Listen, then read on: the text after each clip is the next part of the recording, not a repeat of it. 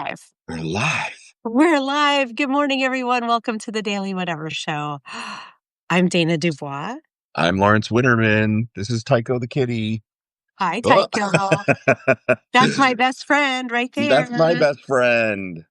I get such a rush, Lawrence. I'm just, whichever way you end up pointing on you're here right now. I think you're going to be here on the recap, but you might be here. Who can say? Who can say? I am watching all the names pop in. It's like, it makes me so happy. This part of of just boop, boop, boop, boop, boop, as all the names come in. It's a total rush. Hi, everybody. It's Tuesday. It's October 14th, 2025. Wow, we're really fancy. Oh, yes, October 14th, 2025. A day that shall live in infamy forever. I hope not. Don't say that, because that's true, actually. That was a terrible thing to say. We're so barely holding on. What's going on with you, Lawrence, or the world? Talk to me. I mean, it does terrify me that we undoubtedly have a day that will live in infamy forever somewhere in our future. Right. It's just looming. Right. It's right there. It's a matter of time that something is going to happen that we're going to be like, oh, do you remember where you were on blah, blah, blah, blah, blah, blah? I have spent a lot of my life thinking like that. Like, I remember as a kid being like, there are dates that will be significant because they'll be the dates your kids were born, and you don't know what those dates are yet. Mm-hmm. I'm sure you had weird, little thoughts like that too. It's not particularly profound. Like, my death day will be a day one day, and I just don't know which day it is. Right. But it happens every year. Right. I know for me that mine starts with a 21, so I'm really feeling pretty good about that. Yeah. Explain. I mean, I'm going to live to be at least 140. Oh, okay. Good. As long as it's healthy, mostly healthy, most are all the way. Mm-hmm. God bless. See, 140. I can't believe I just said God bless, but we reached a pretty good part of adulthood until September 11th had any significance, right? It was just, it was 9/11. I still feel like there was something with intent there, because how did it end up being on 911? Right. I feel like there should have been more attention paid to that for no good reason other than it's weird. But yeah, there could be a looming date. I don't have anything in mind. The only date I'm really excited about, Lawrence, I keep thinking about our show tomorrow. And maybe I'm putting way too much stock in this, but I will tell everyone joining that tomorrow, Lawrence and I we're going to be agony ants. Isn't that what those used to be called? The people you write for advice.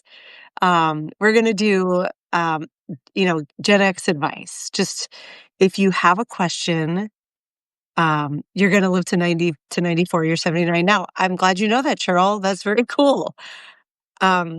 I had a premonition when I was young, not a premonition, just a thought of I'm going to make it to 76. And I really hope it's older than that. Both my parents have outlived that number. Yeah. And for some reason, that number popped in my head when I was young, and I was like, huh. Now that we're much closer to that, it's like, oh yeah, no, more than that, please. Give me a few more good years, please. So tomorrow, speaking of good years, good days, Lawrence and I will be doling out advice. So if you have a question about anything at all, juicy questions welcome, but really there's no topic that's off limits. Direct message me or Lawrence, and let us know, and we may read your question anonymously, of course, and do our best to answer it, which it's going to be so fun, Lawrence. I've always dreamed about being an advice column. So this is my first crack at it. Oh no, my internet connection is unstable. Like democracy. Like our democracy. Oh, it just went away. Okay. Yeah. Hopefully that doesn't last. Like our democracy. Right. I hope our democracy lasts. The instability, maybe we could go with that. Right. Jason Odell in the comments says, in this economy, Jason, I don't know if you mean predictions about living long in this economy, or we're answering questions and giving advice in this economy. It kind of works for both. It really does. But yes, please send us your questions if you have any. Don't be shy. You can also ask them live, but then of course they won't be anonymous if that matters to you. But either way, Lawrence always gives me the best advice. He's been giving me a lot of advice lately, you guys. So much advice. So much advice. So come take advantage of our collective hardwood wisdom and ask We have us questions. 110 years of experience between us. We do. I mean, the first few maybe don't count because we were just, doing Yeah, I the don't know. reflex and drooling, but I think they still count. There was something to be gained in those years. 110 years of experience between us. That just blew my mind. Um, let's talk about the world and the news. What's going on? What you got? What's top? Anything top of mind for you today? It's slow No, news day, nothing. Everything's great. Sunshine and roses. We've already been right? accused of being a little too dark this morning. So, Oh, were we? I missed that part. somewhere in the world, fluffy little bunny rabbits are hopping innocently on a hillside in the In this sunshine. timeline. Yeah. Oh no, Uh oh. Lawrence, is that you or me? I think that's you. I don't think it was me. Uh-oh, chat. Who's glitching, Lawrence or me? Well, people have already predicted I'm going to be a head in a jar, which I'm okay with, actually. I saw Wednesday and Futurama. I'm okay with that. Right, right. Yeah. No one's weighing in, so I think we're back. Yeah. I think it was a I- temporary thing. On my screen, I stayed here and you glitched, but okay, yeah, and on my audio, it was the opposite. I'm apparently having some issues. Lawrence, I feel like I don't know if I'm sure you noticed this as well, but like things should be consistent, and I feel like I'm irrational when I'm like, sometimes shit just glitches a lot, and you just kinda have to go with it, and, that was my day yesterday, in particular at work, like, everything I was trying was glitching, and I'm like, "I don't think that this is me other than my energy on the keys." I right. can't explain why, but, like, everything was breaking, and now I'm getting scared I'm about to have another day like that. Yeah. Don't no. Oh, Don't put that oh, onto the universe. It's all going to be good. I haven't I seen our guest show up yet in the chat. I haven't either, and I'm a little nervous about that because we're welcoming Frederic Poag here today, Yes. and we're coming in to talk about some real hefty topics. Like, we called it Wipeout because they during this government shutdown that we're in, pretty well wiped out the CDC, is my understanding. We just Kind of I like mean, 1,000 people or like mass layoffs. yes, but many of whom got rehired because there was a glitch apparently. Um Oh, when did that happen? Was that yesterday? yes. Yes. So I mean there's lots to unpack between the CDC and the Department of Education. Our topic is safe. Like shit has gone down that is not good. But, because it's fucking Trump, it's not just like 1,200 people got laid off. It's 1,200 people got laid off, like 700, 600 of them got rehired because there was apparently a technical error. Um, you should pull in Pogue. Send I him an haven't seen invite. it. I'll Well, send him an invite then. send him an invite anyway. Maybe he's just waiting for the invite. He He did have could his be. own morning show this morning. He just texted me and said he's talking to Cliff. So please Should stand by. should I invite him? Uh yeah, go ahead and Maybe invite I him and will. he'll jump on when I he I had another idea if she's willing. I saw Samantha Page join, and I know she has been all around for the Portland protests at ICE. So Samantha, if you are, in any way camera ready and you want to come on and talk for a couple minutes, I would love to hear some like on the ground, hanging out with the frog kind of reportage. Sure. I, Yeah, I well, we're waiting for Frederic. Absolutely. Let's yeah, if Samantha is willing. yes, But Samantha. no pressure, Samantha. I'm Don't completely putting you on the spot. Right. I am It having it is early morning West Coast, and I could easily imagine, being in bed and being like, I don't have my face ready." even if you just wanted to come on audio a few minutes, that would be okay. She I literally woke up 10 minutes ago. Girl, I get it. totally understand. Don't. No problem. No stress. Uh, yeah, I would if somebody did that to me, I'd be like, yeah, no. I woke up 10 minutes ago. There's 0 right? chance you're seeing my face. I am having like a little bit, I'm having some regret that I didn't go down to the ice facility in Portland because I feel like it's finally starting to get a little bit of traction. It might just be that my Facebook feed has picked up that I'm interested in that story. So it's elevating more of them. But I loved the Shepherd Ferry knockoff with the frog. That I so I went searching for that and I found 3 of them, and I'm pretty convinced that folks have just AI'd it. There was no attribution. There was no oh, artist attribution. I'm pretty sure someone said, like, make me a Shepherd Fairy like hope poster with this frog. Uh yeah. So it's still uh, funny. It's still no, it great. was great. Like, that I honestly I liked all 3 of them. I couldn't pick a favorite. So uh Right.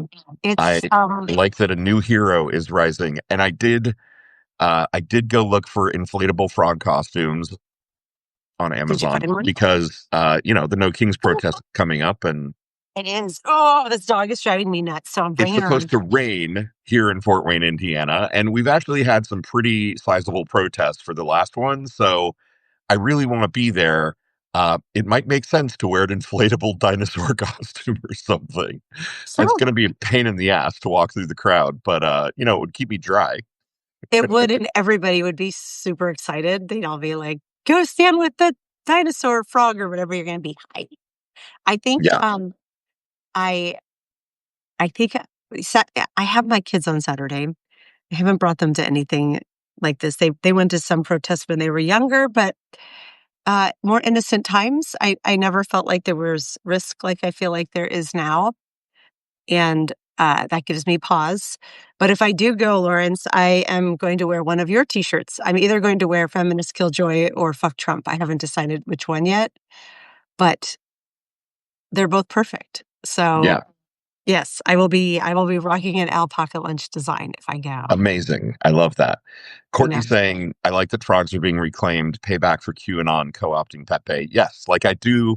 I thought about, I'm sure someone else is going to do it. I thought about writing an article on like the war of the frogs, right? Like Pepe the frog versus the Oh, the frog protest warrior down at the ice facility. And what does it say about us as a society that we're arguing through frogs, basically? Not just arguing, defending democracy through frogs. yeah, I would read, Lawrence. I think you should go for that. Jason is saying I'm leaning toward the inflatable axolotl. Axolotl. I can never pronounce this animal, and until a couple years ago, I thought it was like a unicorn. I didn't think it was real. So my kids are like it was a big deal for my kids. Like it was in rotation, like lambs or frogs, and I'm like axolotl. What is that? That's not a real animal, but it is. And I don't know where they were. Same with capybaras. I was like, "That's real? Right. I That's mean, I knew real?" capybaras were real. I knew axolotls were real, but also I I don't know where they are, other than I'm inferring they're Central or South American based on the name structure. Jones says Jimmy Kimmel said that we are having fun with the protest and saving Party City at the same time. Mhm. Yeah, that's pretty funny, actually. He's a funny guy. Did he ever make it to Portland? I hope he did. I don't He know, he was actually. threatening to go. I heard that there was someone from The Daily Show at the protests, but I feel like maybe we were there just as it was about to crack into, like, really big national memes and news, and we had the opportunity to go and didn't. But I do have to say we were pretty wiped out. Like college tours, 3 in 24 hours, that was a lot. Um, Oh my God, Jason just killed me. You sure axolotl questions. That's where alpaca lunch got its name. It's that old stupid joke. Do you want to go on a picnic? Sure, alpaca lunch. Nice. I love it. You we sure love axolotl questions. Maybe I have to do an entire product line based on axolotls. My god. Also, probably would be successful. You really should do something with a frog, probably, even though Oh it's my not part of the god, blog. I should do a frog thing. Uh, Just yeah, the frog's face actually would probably be good. You could do the one with the shepherd fairy, but that might get you sued. Excuse me. If you sell enough of them, it might get you sued, but it would for sure. I don't want to do that. Um, oh, good. Nikki's saying The Daily Show did do pretty good coverage. So nice. good. I'll That's need to go amazing. back and watch that one. It's eventually I'm gonna have to start watching network TV, Lawrence. It just has not happened yet. I mean, Um, not necessarily. We're building our own things here on Substack. that's right. I don't know that we need network TV. They're just going Right. to But to disappoint see us. what Jimmy Kimmel's doing, to keep up with that Yeah, stuff. that's true. That's true. Look at my little dog. She's being very sweet. She really is. I kind of need Frederic energy this morning because I'm feeling very low energy. And I think I was like counting on Big Coffee coming in here and being the shot of Big Coffee that we needed. Yeah, Yeah. Should I message him and be like, get in here, get off your call? probably. We probably should. I'm I'll do that while you discuss amongst yourselves, you guys. oh shit. I didn't prep. It's okay.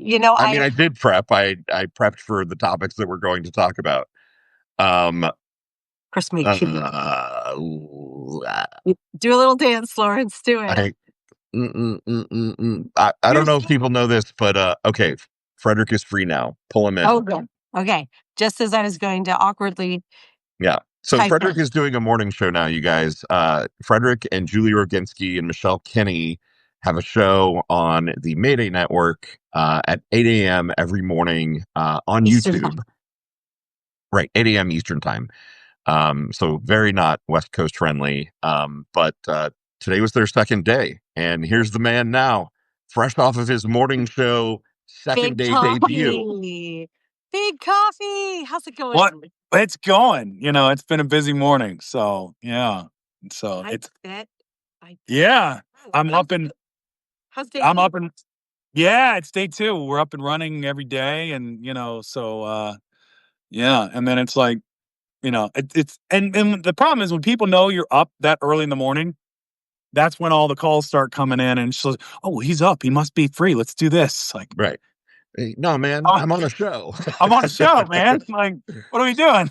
Yeah, no, that's Yeah. crazy. So I was happy to see you had a whopping 18 people this morning. Definitely got to grow that audience up.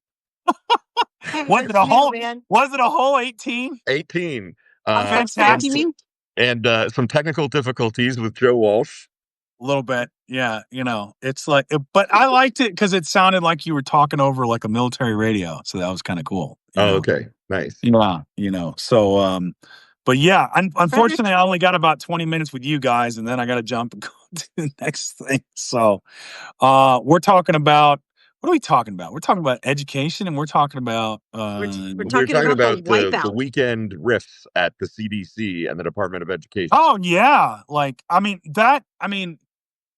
it's So I'm always amazed at the fact that we came through a pandemic and the RFK Jr. stuff barely makes any blip, in the news. It's like, oh, it's here. And again, it's not like they're furloughing, like the support staff, right? It's like, oh, the data encoder or, the office assistant or the janitorial staff or whatever. They're literally getting rid of disease experts, like people in their field. And that is just, it's, I think I was talking to Dana, like we were talking to Dana. It's like, does the Qatari base, terrify you? Like the joint operations that are going to be in Idaho. It's like, not really. I mean, it incenses me, makes me furious as a former Marine. The thing that terrifies me the most is the CDC because we're literally playing with life and death. Like literally, the Department of Health and Human Services just said, "Yeah, I know we came through a once in a century pandemic 5 years ago, but let's go ahead and effectively shut down the CDC." I mean, they fired the disease detectives, right? Like there Yes. are entire teams of people who specialize in identifying new pandemics and new disease types and new outbreaks, and they let all those people go. Oh, uh, what what are they planning? You know, like it seems so nefariously suspicious to me that they're like, well, if there were some strange new disease that we knew was going to be released into the environment, we're going to get rid of all the people who might be able to detect that. well, and You as know, you know, I heard Julie this morning on your show say at the end a thing that we've all said before, right? If you were trying to destroy America from the inside, Trump and his administration seem like they're doing a pretty fucking perfect job of actually doing it. I mean, It's it's just so amazing. I saw It's a, yesterday that they've enacted half of Project 2025 in 10 months. Half the plan. well, at least with that, you can't say government's not effective. I thought the same thing of like, damn. Wow, they're moving Right. along. Republicans can do something when they're motivated, even if that something is destroying America from the inside. But I mean, and this is going to come back to the fundamental question, especially with authoritarian regimes, is in the beginning, the reason the populist movement takes hold is it makes life better, at least for their supporters. When with the Trump regime, because they're not like there's some people that are fascists, absolutely, like Russell Voigt, Stephen Miller. These people are absolutely fascistic, authoritarian, whatever label you want to put on For it. sure. The rest of them are just grifters, right? They're sociopaths, they're malignant narcissists, they're all kinds of horrible things, but they're all grifters, and they're not going to make life better for most people. In fact, they're making it objectively worse in a very short amount of time. So, I like, people when if they ask me, it's like, oh, are you worried about the fascist takeover? It's like, no, not really. I'm worried about the collapse because that is going to because what's going to happen is I this is my fear. They're going just like with the CDC, they're going to push things too far, and when it falls off the cliff, it's like, "Oh god, we've cut everything that would even mitigate this damage. It's now gone. Oh boy." And you're not going to have this groundswell of nations rushing in to help us. Right. And that's not going to happen. And like I saw on the news, there was some flooding in central Mexico, and 64 people were missing. Right. And the first thought that hit my head, or the first thought that popped in my mind was, I already know, and this is the sad part, the United States is not going to rush personnel down there or even offer to help Bro, like Mexico did it happened with those yesterday. folks in Texas. A typhoon hit Western Alaska, washed Yes. away homes with people inside them. What? And the government, like, first of all, have you heard about it on the media? No. No. And is FEMA rushing in? Is there any kind of federal government assistance to Western Alaska? I've heard nothing so far Well, today. because FEMA effectively, just like the CDC, Doesn't exist anymore. it doesn't exist. Right. Effectively, it just doesn't even function at this point because, Christine Ohm still has, well, anything over $100,000, she has to personally okay. It's like, Christy, it's not the company card that we're using to go get some lunch for the office, right? We're not buying donuts for the staff. We're literally talking about, like, for those of you who don't, we should have upgraded to first class on those airplane tickets. That doesn't seem like a good use of company funds. it's like, I'm sorry that you were the governor from South Dakota that probably has a GDP of $10 outside of whatever, oil they're pulling out of the ground, or No, that's North Dakota. Oh, there you go. So, but wait, she was North Dakota, wasn't she? I don't know. no, I think South Dakota. South Dakota, I think. Fuck's sake. To South Dakota. Like, I don't think North Dakota really exists. I think it's just a state that everyone's like, oh, this is all right, I guess. Like Canada knows. Dean Blundell, who's in the audience, he knows about North Dakota because they're neighbors. But Yeah, she's South Dakota, confirmed. That's what I thought. yeah, Okay. so I have heard they're pulling her out of the airports. The videos that roll with her fucking face on it. Yeah. Right, because that's what you want to see. That's what you want to see. Well, When you're because she's blaming the shutdown on Democrats. Yes. And Seattle and Portland and a bunch of other airports were like, fuck no, that. fuck that. That's just literally propaganda. Fuck you. Right. And so, well, because the last thing you want to see when you're potentially getting felt up by TSA is, Christy Gnomes, like, after I shoot a puppy, I make sure to blame the Democrats for something that's completely in control of House Republicans. Sorry, not the House Republicans, the entire Republican Party. The entire Republican Party. Can't forget the Senate and can't forget the president, right? You can't. So, and I want to jump in and say, the meta story here that I like and that I think would be the smartest messaging, and I can't understand why this can't catch on, is like, no matter how wealthy you are, privileged, all the things, like, if there is a national, like an epic disaster, if there is a pandemic, this impacts all of us. I don't understand how most people in this country live somewhere where there's risk of natural disaster. Where I live, it's earthquake, right? In Florida, it's hurricane. In Alaska, it's apparently typhoon. You just said I didn't even hear about this, Lawrence. It literally happened yesterday. Yes, on the ground. The remnants of a large typhoon, a Cat 5 typhoon. I mean, it wasn't Cat 5 when it hit, but it did hit with hurricane force winds, and literally washed houses away. On the shores of Western Alaska. What? It's a fucking disaster, and those people are basically on their own. I don't know how people don't live, like, I know there's a whole bunch of people who don't think pandemic existed, and that was just a big lie, which also blows my mind. But how are people not worried about what this means? The fact that the CDC is no longer, what did you call them? Disease detectives? That's an amazing job. They're gone. That they fired the disease detectives. Like, there couldn't be anything that's more universal than the fact that we are made of flesh, blood cells. Like, we're all vulnerable. And it doesn't matter where you live or how rich you are. Your people who are coming in to clean your home are not, and are out in the world and vulnerable, even if you're locked inside your castle, right? Like, nobody can isolate that hard.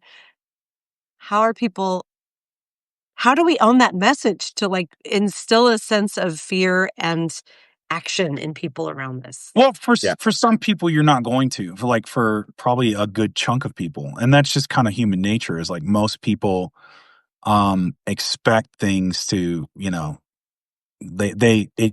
expect things to be there, right? And most people don't think about how this actually works, like how things get to be where they're at, right? You go to the airport, you expect your plane to leave on time. You don't understand all the, like, the operational side and everything it takes to get one aircraft off the ground. It's the same thing with the CDC, right? You say, oh, well, you expect it to be there. But the problem we have now is you have one side of our political system that is actively hostile to science. They're actively hostile to government. They're actively hostile to all these things because they've been propagandized. And so and the rich people they're just as culpable, or I'm sorry, they're just as susceptible to this because it's culpable might also still be the they're both culpable and susceptible. There you go. But they're behind their gated communities. They're in this thing, and it's just they hire someone to have their staff and have this and have that, and they just expect it to happen, and then they think, well, I'm rich, so it's going to. And it's like, no, a Cat 5 hurricane or an earthquake doesn't give a damn how much you have in the bank and what digital ones and zeros you have. It doesn't care, right? It's just a force of nature. And so you have these people, and you see this honestly in Christianity, mainline Christianity today, especially in Protestantism, where more about that. Well, people, like, when I was growing up and I was in the church, it was trying to present an example of Christianity to move out into the world, right? So you were supposed to go out into the world and be example of Jesus. Well, now it's, well, we can't trust anybody that's not in our church. We can't. So they're insulating in these little communities and these little bubbles, That's right? an interesting point. And they think that they're separated from the world, just like with rich people, like, oh, well, climate change isn't going to affect me. Or if it does, I'll just move to higher ground or I'll move to somewhere that's, I'll buy an island. more climate friendly and I'll be okay. Not understanding it's like, no, fool, this is all connected, right? Yeah. What happens in one place in a major area affects everybody, because it's like, well, that's Alaska. That's 4 villages. Then they shouldn't have been there. That didn't affect me. It's like, no, it's a warning sign that climate change is getting worse and worse and worse. Right. So it does affect you, Right. right? Because you're not looking at the canary in the coal mine going, hey, why's that bird not moving, man? Well, we'll just buy, and the rich person's solution is we'll just buy another one. It's like, Right. no, man, maybe we got to get out of the mine and, maybe figure this out, before we head back down in there. It's like, no, just get more birds. I just But want to they note, keep dying, man. Lefty Prof pointed out in the chat, they did rehire people back. We talked about this if you just joined, we did mention this at the beginning, which is that they laid off about 1,300 people. They riffed 1,300 people and then said that there was a glitch and that 700 of those people were laid off in accidents. And they have since rehired them or whatever, unfired them, I guess. But there are still 600 people at the CDC who've been laid off and many people at the Department of Education. And I don't have any data so far. I was looking for this. We don't know if they, did they accidentally fire the disease detectives? Were those part of the 700 that got brought back? Like, I hope so, but we don't actually know that. And it seems, congruent with their overall strategy of, trying to kill us off in various ways that, maybe they did actually mean to get rid of the disease detectives and not bring them back. We don't know. But to Dana's earlier point, it's if they've already enacted half of Project 2025, and this is all part of the move fast, break things. It's just, even if they hire them back, it's a problem, right? Because how many people now are saying, man, all right, they hired me back, but for how long? You know what? Sure. I'm looking for another job, or somebody that maybe was, because again, a lot of our scientists come from overseas. Yeah. Right. Well, and they're looking at this going, oh, hell no, I ain't going to the US, or hell no, I'm not going to work for the CDC, which used to be the gold standard, right? I was just going to make the same point, which is, even if you're an American scientist operating at that high level, you're incredibly well trained. You are incredibly valuable as a resource. Yes. And suddenly you're thinking, like, my job isn't safe. You know what?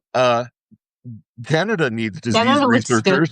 Ireland might be looking for people. I don't think I'm going to stay here because my job is not safe and I want to protect my family. And this is no longer seems like the country in which I can do that. It's interesting because there was a little blip here for those of you who are in Wisconsin. Giannis Antetokounmpo, the center for the Milwaukee Bucks, like 2-time MVP, world champion.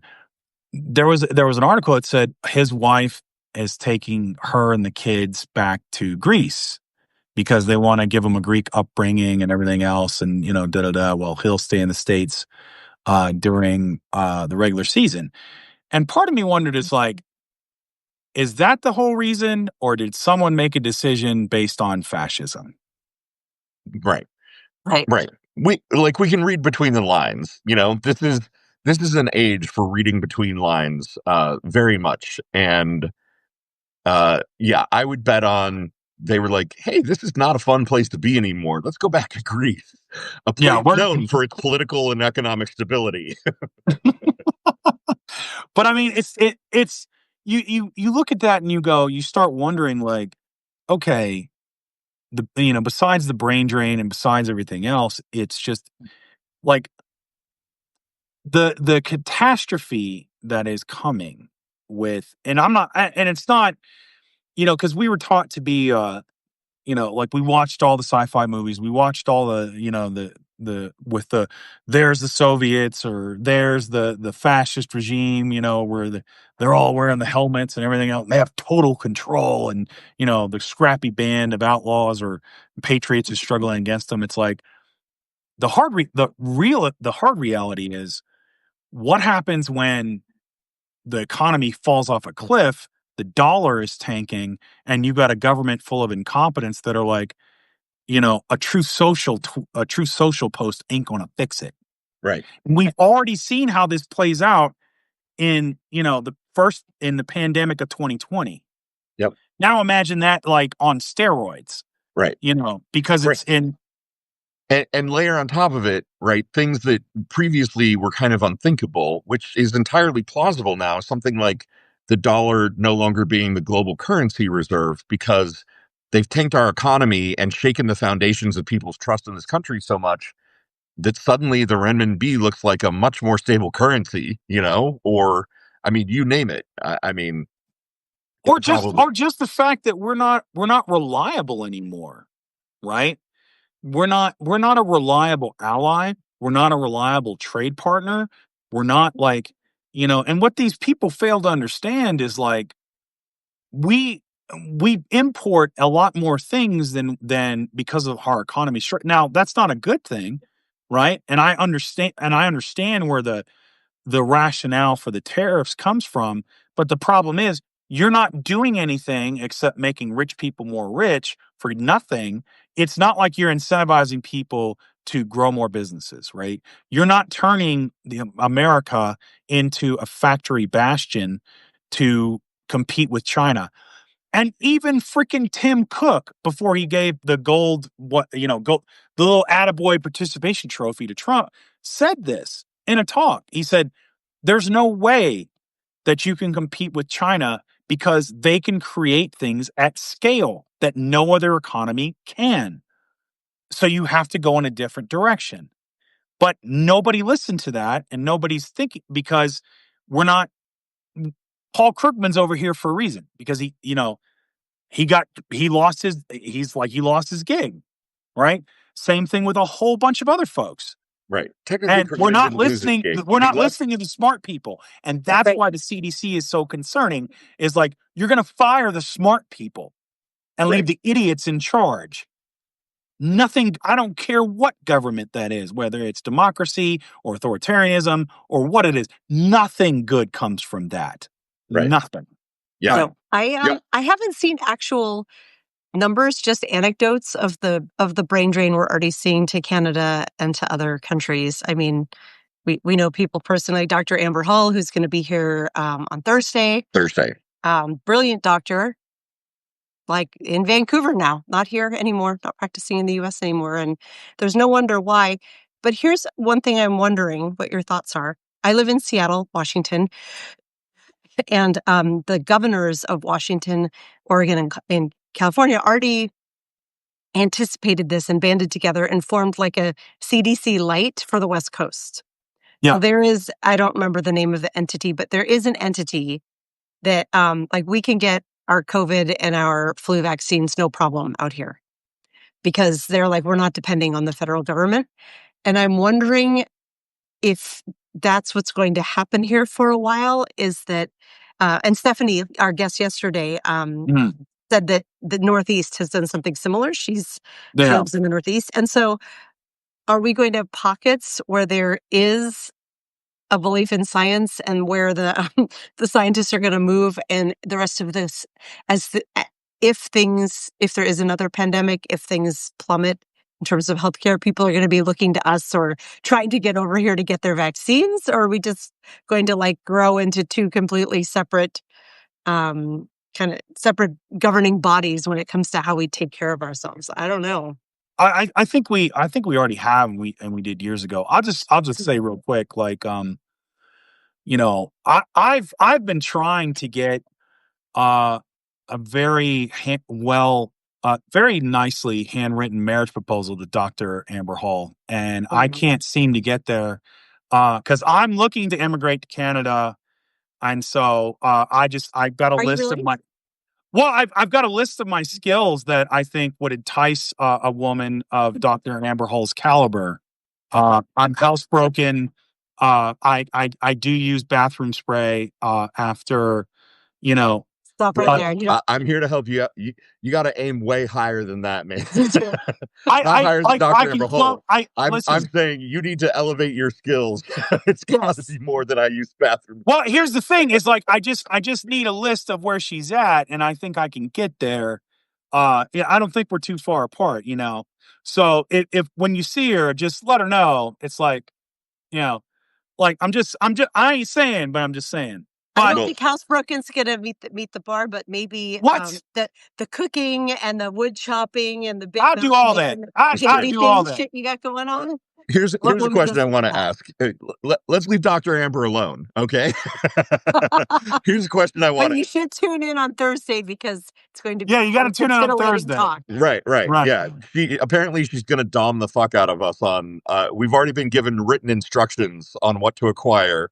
Dana, I'm assuming you've been read in blackberries are no longer the thing that we have to have. It's grapes Great. or grape tomatoes, cherry tomatoes. But So here's now what I you're want to. speaking my language. I mean, you know, it's like I like them strong, independent, powerful women now. Yeah. You Well, know, you We can know tune you in do, on Fred. Thursday and watch as she apparently dominates us on our own show. Um, I mean, I can be a little bit subby from time to time. I'm hey, excited.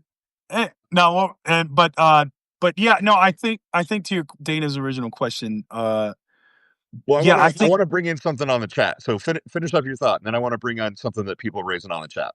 okay, no, I think we've already been there for a while. I think you know, I think that's part of MAGA is why they have a hold is, I mean, and that really goes back to the Civil War and like this notion of you know the sort of two different Americas, you know, and you've always had these forces like the conservative forces that want to hold this back, and then you know the ones that want to push it forward and see progress. And you're see, and it's always been that way with education. It's been that way with science. It's been that way with, I mean, you know, the Scopes monkey trial, which is in Tennessee. I mean, that's, you know, with evolution and everything else. So I mean, this is nothing new. Like we've seen this time and time again. And so, you know, the sad part is we would hope that when at the latter half of the last century that we were moving towards pushing that, you know, back. But now we're going through this, I think, is an extinction burst of conservatism. The problem is we've given them the levers of power, and the damage they're going to do is going to be much worse than it should have been. So Well, go with your question. yeah, no, I mean it follows on really nicely to that, which is, people were noting that there was a crypto crash over the weekend, right? And folks are talking about kind of the bubbling rumors that the U.S. economy is kind of prepping for another 2008 style disaster. And I think a thing to really think about is there is a bubble in the market right now. It's the AI bubble. It's the fact that the magnificent seven tech companies are racing, you know, to spend money hand over fist to build data centers and to invest in AI technology that really isn't proving to be what they had thought and hoped and promised it would be. Like we aren't achieving artificial general intelligence. No. What we're doing is we're creating tools that are sometimes right and sometimes wrong. Anyone who's used ChatGPT knows that it can be often wrong. Mm-hmm. And there is I mean, yeah, Nikki's saying 2008, my ass, talk about a 1929 crash. Right. Proportionally, what happened in the crypto markets this weekend was a 1929 crash. I mean, honestly, I think we are probably being set up for probably the biggest economic disaster of all time in in the history of America's economy. You heard it here. I mean, Yeah, I hope you're wrong, but I fear you may be I right. think, I mean, you look at housing, the metrics there are worse than it was in 08. right. And a lot of that was fueled with speculative money from the PPE loans that there was no oversight from Trump that never had to be repaid. And so they just let that money go. Manufacturing, which Biden had built back up, you know, is now down for the seventh consecutive month in a row, which means month over month it keeps dropping, right? The AI speculative bubble is about to pop because they've actually recognized there's a bubble, and it's like it turns out pumping more and more and more money into it ain't going to do anything. Yep. And American small farmers are feeling the pinch, and even agribusiness is feeling the pinch because, oh, lo and behold, it turns out that a lot of these countries said, no, we're good with licenses, you know. And so the brainiacs in Washington with Treasury Secretary Bissett, because his buddy Robson Trone has a lot of debt in Argentina, said, we'll bail out Argentina to $20 billion. And how did Argentina repay us with that? Oh, they took a $14 billion agreement for soybean and row crops from China. That used to be our agreement. Yep. Oh, God, I hadn't heard about that, Frederic. Oh, yeah. So it's like, not only does Argentina get, and here's the thing, the Nobel Prize, the woman that won the Nobel Peace Prize, her politics, just like the guy who's running Argentina. So prepare for a justification for war from Venezuela. That's my conspiracy theory I'm going to drop before I have to go. Yep. So. Oh, my God. One small humorous thing in the chat is I see people are trying to find their way to Canada. And Dean, if you're still here in the chat, you're getting some solid offers from women who'd like to marry you to Canada. So I'm like any other, single Canadian folks want to come on. There's a lot of whatevers who are looking. Hey, why do you think I'm trying to hit up Dr. Amber Hall? I want to aim high. You are aiming very high, man. I'm going for gold. Any gay dude to, my I'm going for gold, baby. I'm going for Canadian gold, baby. Right. Canadian gold. We should point out that Jason is pointing out in the chat that it's not just rumors. There's digital evidence that somebody was trading on the crypto crash 30 minutes before it happened. Somebody out there made $92 million because apparently they knew that Trump was going to announce tariffs and the crypto market was going to absolutely implode. So, because that's that's all crypto is. It's a rug pull. It's a scam. Yeah, it's rug pull after rug pull. I think if we're lucky enough to write a history of this time, it is going to be about, among many other things, the gigantic amount of grift and corruption, like the absolute sucking of money out of the American economy and into Trump, the pockets of Trump and his allies, and like the Qatari government and the Saudi government, governments who are not our friends, making money off of the U.S. economy, being prepared to crash by these fucking assholes who are literally ruining us. Oh, my God. I got to run. I appreciate you guys. Thanks for having me on. Thanks for coming on, Frederic. Yeah, no worries. Always a pleasure. Thank you, everyone. Wait, hang on. 1 minute. Yeah. 1 minute. Frederic and I are starting a new show Saturday morning, 9 a.m. Eastern, called Biscuits and Gravy.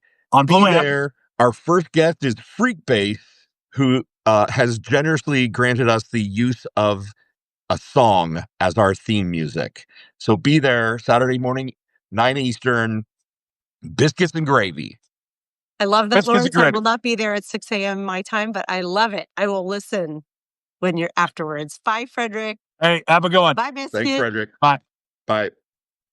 All right, Dana, now you have to hold down the fort. Somebody just knocked at my motherfucking door, which never happens. So I got to go see what's going on. Okay. I will be right back. All right. Bye. We'll miss you. I feel like it's easier to podcast alone than when there's like a big half empty screen. But I will do it. Cheryl, I think, commented that about Kira and how my dog Kira and how she seems to know how much she needs to be pet today. This is very unlike her. You'll never see this happen, right? On the live. She's looking out the window and is just like being very peaceful and calm.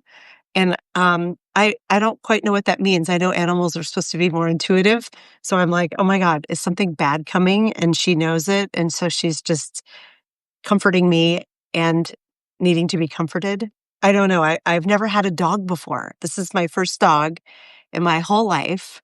I now get why people love them so much. I was asking the chat, Lawrence, why do you think Kira's doing this today? She never does this. She knows the earthquake is coming. That's literally where my brain is. I don't even know if I should say this because this was a very devastating thing that I got an email yesterday.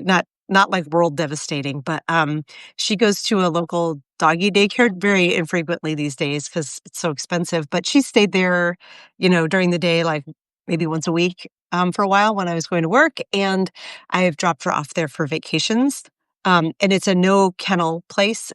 All the dogs, including at night, there's like a giant room with a big bed and a human sleeps in there and the dog beds everywhere. Apparently in August, one of the overnight employees beat one of the dogs so badly it died. Oh my And they God. just emailed all the all the people who used their services yesterday to talk about, tell everyone what happened. And I think I've been like this ever since, where I'm just like, oh my God, like, Oh my God. how, yeah. So that's weighing on my mind a little bit of like, do you somehow know about this? Because she's been very affectionate ever since I got that email. I'm noticing in the chat that I'm not the only one who made that joke. Like, apparently we're all thinking that, like this everything that's happening in this country has us all braced for like the other shoe that's going to drop. And The I think first time Trump was elected the first time he was elected in 2016, my first thought was of my daughters and Roe v. Wade and where that was all heading, and the fact that it took 45 years for them to roll it back and that I would never live to see the undoing, which I still believe in. I think it's only worse now. My second thought was, what if there's a fucking earthquake? Mhm. And it's only worse now, where I'm like, I mean, even if FEMA weren't dismantled, he would never send help to Seattle. Right. Never, ever, ever, ever. I was living in Seattle during the first Trump term, and absolutely remember thinking the same thing. Like, and we've seen it with LA, with the LA, well, With the fires. I don't know. My timeline is getting all messed up. Did the LA wildfires happen during Trump? I don't remember. Was that Yeah, I think so. okay? Or was it during the election? You're right. Now there's been so many things, Lawrence. Honestly, like who can fucking keep track? But yeah, yeah, during that time, I absolutely remember thinking like, oh, anything West Coast, Trump is not going to help. I think I honestly said something like, unless it's Alaska. But from what we're seeing from this typhoon that happened over the weekend, I'm not sure that he's even going to help Alaska. Because let's face it, a lot of those villages in Western Alaska, those are indigenous villages. I'm not sure that he's particularly motivated to help those people. So yeah, I do remember like kind of after 9/11 and then also the pandemic, the messaging from the government started to be not like, just have enough food for a couple of days because the government will come help you if a disaster happens. And then after Katrina, this was also true. They started to change it so it was more like Weeks. learn how to prepare, like learn how to fend for yourself in the event of a natural disaster. And if anything, Helene taught us in North Carolina and Tennessee and those flood zones that um, the government isn't coming to help. I mean, and if it does come to help, the magnitudes of destruction that are going to occur during climate change. Part of the issue with North Carolina was the fact that the flooding was so massive and the trees downed were so numerous that roads got washed out. Roads were completely impassable for weeks because they literally had to rebuild the road or clear 1,000 trees that had been downed over a roadway. It's we need to figure out how to fend for ourselves. We need to kind of really focus in on the mutual aid society building. I know that Melissa's here, and I know she's working with Banner and Backbone to put together a mutual aid group. Um, I think we all really need to kind of figure out how we're going to help ourselves and our neighbors if the worst happens, when it happens, because it seems Yeah, we almost keep doing inevitable this. at this point. Yeah, I like that. That's something that just keeps me up at night. Of like, no help. There would be no help. And yeah, I've got family in Florida. There would be no help. At least with hurricanes, there's some warning that they're coming, and you can get out. But earthquakes, like, nope. Yep. On that happy note, we only have 5 minutes left, and I feel like I can't head out into my day feeling this bleak, Lawrence. We need to do a good news day. We haven't had just like a good news day in a while. I feel like we're going to need to dig pretty deep to find legit stories that aren't just like, this puppy had a really cute moment. Those are the only like good news stories I feel like I've seen. Oh wait, breaking. Obama just endorsed Newsom's plan. What does that mean? It means Prop 50 in California, the redistricting of California congressional seats only with approval from the public. So, it's great that Obama recognizes that, the time for when they go low, we go high is over. And we need to actually fight fire with fire. And that includes redistricting California congressional seats to fight back against what they're doing in Texas and probably here in Indiana. There was a news article here in Indiana over the weekend or late last week, basically promoting the idea of redrawing Indiana's maps from an 8-1 split, 8 Republicans and 1 Democrat, to a 9-0 split, so that there would be 0 Democrats elected from the state of Indiana into Congress, into the House. Which, just shows how fucking desperate and dickish they're willing to be.